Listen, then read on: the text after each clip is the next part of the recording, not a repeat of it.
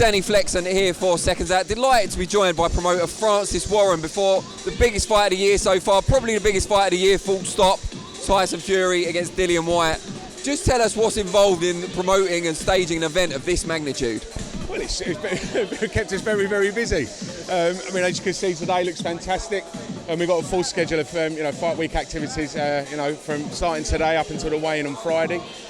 Box Park have been very accommodating, and it looks fantastic down here. It's just it's non-stop, full on. Everyone's got their jobs to do, and we had to say everyone's done them very, very well. And we're really looking forward to this week and a great show, great fight on Saturday night. Now, until the last week, Dillian Whyte wasn't participating in the pre-fight media. Were you nervous at all that it was going to stay that way for a while? No. Listen, it's great to have him involved,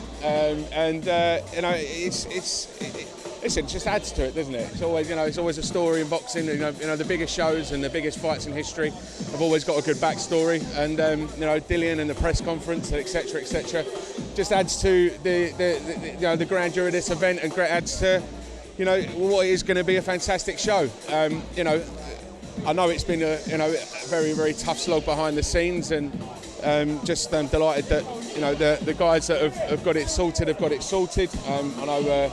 My dad and my brother have been working tirelessly with Dillian's guys to get it done, and just glad to say that Dillian will be here fight week. So it's it adds to it, and it wouldn't be the same without him.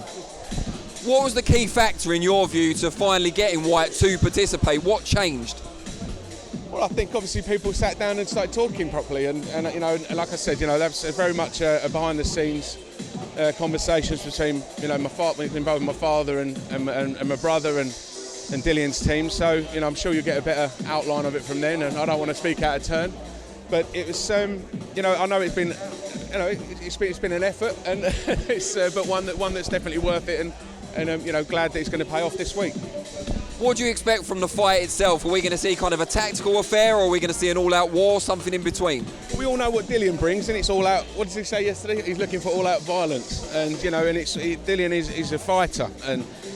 But for me, Tyson Fury is a level and above. I think any other fighter on the planet. I think the skill set, the drive, the determination, the power, the size, the aggression, the smartness, and for me, he's just phenomenal, Tyson Fury, and I think you'll see,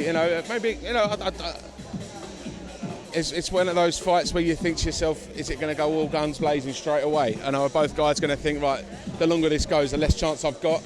I certainly maybe think that may be Dillian's attitude, but Dillian can go, he can go rounds, he can go the distance.